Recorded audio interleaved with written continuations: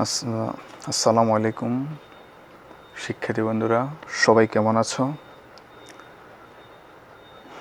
আশা করছি ভালো আছো। তোমাদের প্রমিস করেছিলাম বেসিক ইংলিশ গ্রামার শুরু করব, অর্থাৎ বেসিক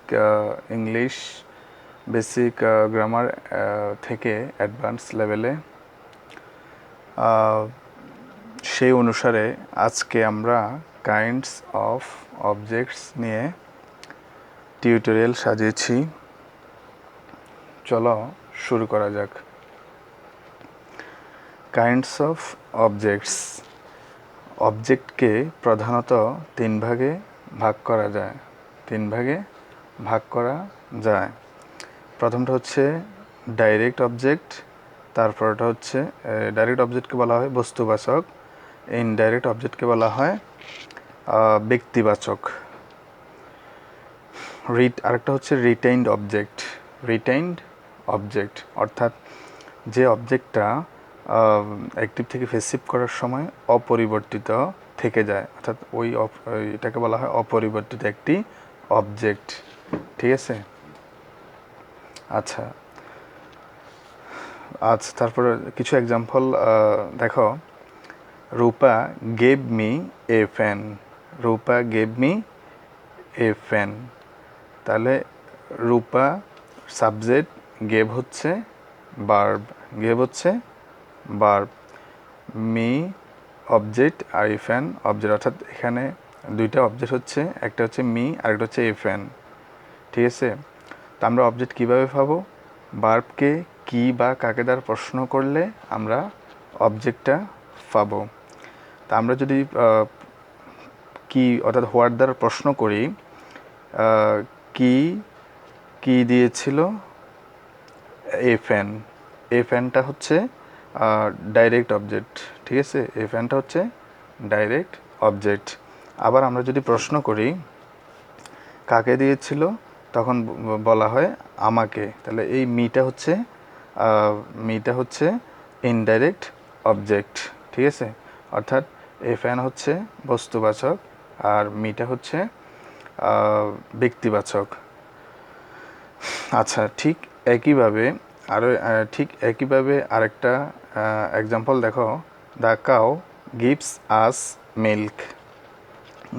আস মিল্ক। গরু আমাদেরকে দুধ দেয়। তা আমরা যদি প্রশ্ন করি গরু আমাদেরকে কি দেয়, তাহলে উত্তর আসছে মিল্ক। এই মিল্ক শব্দটা হচ্ছে ডাইরেক্ট অবজেক্ট। ঠিক আছে? অর্থাৎ বস্তু যাতে। আর আমরা যদি আবার প্রশ্ন করি কাকে দেয়, তাহলে উত্তর আসছে যে আস বা আমাদেরকে। তাহলে এই আসটা হচ্ছে ইনডাইরেক্ট অবজেক্ট। ঠিক আছে? তো আমরা রূপা গেভ মি এই ধরনের সেন্টেন্সগুলোকে আবার আমরা এভাবে লিখতে পারি, অর্থাৎ আমরা সবসময় ইনডাইরেক্ট অবজেক্টটাকে আগে লিখব। ঠিক আছে? ডাইরেক্ট অবজেক্টটাকে পরে লিখব। আবার আমরা যদি ডাইরেক্ট অবজেক্টটা আগে লিখতে চাই, তখন আমাদেরকে অবশ্যই প্রিপোজিশন ইউজ করতে হবে। যেমন দেখো, he gave a fan for me. তো এ ফ্যানটা হচ্ছে ডাইরেক্ট অবজেক্ট আর মিটা হচ্ছে ইনডাইরেক্ট অবজেক্ট। তারপর দেখো, ডাইরেক্ট অবজেক্টের পরে কিন্তু আমরা একটা প্রিপোজিশন ইউজ করেছি। অবশ্যই এটা ব্যাড ইংলিশ। ঠিক আছে? এটা ব্যাড ইংলিশ, এটা দেখতে ভালো দেখায় না। তো আমাদের যুক্তিসঙ্গত হচ্ছে এই প্রথমটা আর দ্বিতীয়টা। ঠিক আছে? তাহলে তোমরা বুঝতে পেরেছ যে ডাইরেক্ট অবজেক্ট আর ইনডাইরেক্ট অবজেক্ট, আমরা যখন ভার্বকে কি অথবা কাকে দ্বারা প্রশ্ন করব, আমরা যদি কি দ্বারা প্রশ্ন করি তাহলে আমরা ডাইরেক্ট অবজেক্ট পাবো, আর কাকে দ্বারা যদি প্রশ্ন করি আমরা ইনডাইরেক্ট অবজেক্ট পাবো। ঠিক আছে?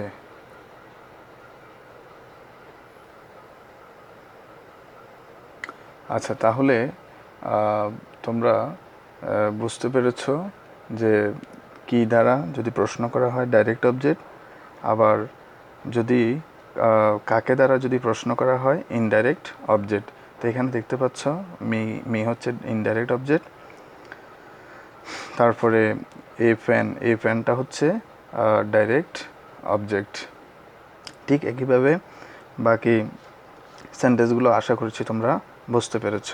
আর he gave a fan for me, সে দিয়েছিল এ ফ্যান একটি কলম, ফর জন্য, মি আমার জন্য। অর্থাৎ এটা একটা ব্যাড ইংলিশ, এটা অ্যাভয়েড করাটাই ভালো। আচ্ছা, আমরা অবজেক্টের দুই প্রকার, ডাইরেক্ট অবজেক্ট, ইনডাইরেক্ট অবজেক্ট জানলাম। এখন আসো রিটেইনড অবজেক্ট। ঠিক আছে, তো আমরা যখন অ্যাক্টিভ থেকে প্যাসিভ করব, তখন আমরা অ্যাক্টিভ থেকে প্যাসিভ যখন করব, তখন আমরা আমাদের দুইটা অবজেক্টই থাকবে, ডাইরেক্টও থাকবে, ইনডাইরেক্টও থাকবে। ঠিক আছে, তো কীভাবে করব দেখো। আচ্ছা, কীভাবে করব সেটা একটু দেখো। যেমন দেখো, he teaches us English, he teaches us English. তো আমরা অবশ্যই আমাদেরকে মনে রাখতে হবে ইনডাইরেক্ট অবজেক্টটা আমরা যখন প্যাসিভ করব শুরুতে নিয়ে আসতে হবে। ঠিক আছে, আর ডাইরেক্ট অবজেক্টটা অপরিবর্তিত অবস্থায় থেকে যাবে। ঠিক আছে, যেহেতু এটা থেকে যাবে, ওইটাকে বলা হয় রিটেইনড অবজেক্ট। তো এখানে আমরা আসের সাবজেক্টটা হচ্ছে কি, উই। ঠিক আছে, যেহেতু এটা প্রেজেন্ট টেন্সে আছে, তো আমরা জানি প্যাসিভ করার সময় প্রেজেন্ট টেন্স হলে এম ইজ আর। তো আর, উই আর, টিচের ফার্স্ট ফর্ম হচ্ছে কি, টট। টিচের ফার্স্ট ফর্ম হচ্ছে টট। তারপরে আমরা ইংলিশ দেব, আমাদের যে আরেকটা ইংলিশ ডাইরেক্ট অবজেক্ট। তারপর আমরা দেব একটা বাই, অর্থাৎ হিয়ের যে হি আছে, হিয়ের অবজেক্ট হচ্ছে হিম। ঠিক আছে, অর্থাৎ আমরা এভাবে আমরা প্যাসিভ করতে পারি। আর যে ইংলিশটা আমাদের এখানে থেকে গেল, এটাকে বলা হচ্ছে রিটেইনড অবজেক্ট। ঠিক আছে, ঠিক একইভাবে আরেকটা এক্সাম্পল দেখো, he gave me a shirt. মিটা হচ্ছে, তোমরা আগেই বুঝতে পেরেছ, মিটা হচ্ছে ইনডাইরেক্ট অবজেক্ট, আর এ শার্টটা হচ্ছে ডাইরেক্ট অবজেক্ট। ঠিক আছে, তাহলে আমরা মিয়ের সাবজেক্টটা কী নেব, আই। মিয়ের সাবজেক্টটা কী নেব, আই। যেহেতু এটা ফার্স্ট টেন্স, আমরা জানি ফার্স্ট টেন্স ইনডিফিনিট হলে কি হয়, ওয়াজ, ওয়ার। I was. ঠিক আছে, আই ওয়াজ। আর গেভের যে ফার্স্ট পার্টিসিপল আছে, গিভেন। তারপরে এ শার্ট। ঠিক আছে, এ শার্ট। দুঃখিত, আমার লেখাগুলা বাঁকা হয়ে যাচ্ছে। এ শার্ট। তারপরে আমরা একটা বাই দেব, তারপরে এই হিয়ের হিম। ঠিক আছে, এই যে আমাদের প্যাসিভ হয়ে গেল। আমাদেরকে অবশ্যই মনে রাখতে হবে যে আমরা যখন অ্যাক্টিভ থেকে প্যাসিভ করব, অবশ্যই ইনডাইরেক্টটাকে আগে লিখব, ডাইরেক্টটাকে পরে লিখব। আর ডাইরেক্টটা আগে লিখলেই তোমরা অবশ্যই দেখতে পেয়েছ সেটা একটা ব্যাড ইংলিশ দেখাবে। আচ্ছা, এবার দেখো, কিছু ট্রিক্স দেখে নাও, যে ট্রিক্সগুলা জানাটা দরকার। অর্থাৎ আমরা ডাইরেক্ট অবজেক্টটা কীভাবে পাবো, ভার্বকে আমরা হোয়াট দ্বারা প্রশ্ন করব, তাহলে আমরা ডাইরেক্ট অবজেক্টটা পাবো। আর ইনডাইরেক্ট অবজেক্টটা আমরা কীভাবে পাবো, যখন আমরা ভার্বকে হোম দ্বারা যদি, মানে কাকে, অর্থাৎ জিজ্ঞেস করা হলে, প্রশ্ন করা হলে আমরা ইনডাইরেক্ট অবজেক্টটা পাবো। আচ্ছা, ইনডাইরেক্ট অবজেক্ট সর্বদা আগে বসে এবং ডাইরেক্ট অবজেক্ট পরে বসে থাকে, এটা অবশ্যই তোমরা বুঝতে পেরেছ। আর ডাইরেক্ট অবজেক্ট যদি আগে বসতে চায়, তার ঠিক পরে প্রিপোজিশন বসবে টু অথবা ফর। ঠিক আছে, তার ঠিক পরে ইনডাইরেক্ট অবজেক্ট দিতে পারবে। সেটা আমি আবারও বলছি, সেটা অবশ্য ব্যাড ইংলিশ দেখাবে, সেটা অ্যাভয়েড করাটাই বেটার। তো আশা করছি আজকের আলোচনা তোমরা বুঝতে পেরেছ। আমি আজকে কাইন্ডস অফ অবজেক্ট নিয়ে আলোচনা করলাম। আশা করছি ইনশাল্লাহ বুঝতে পেরেছ।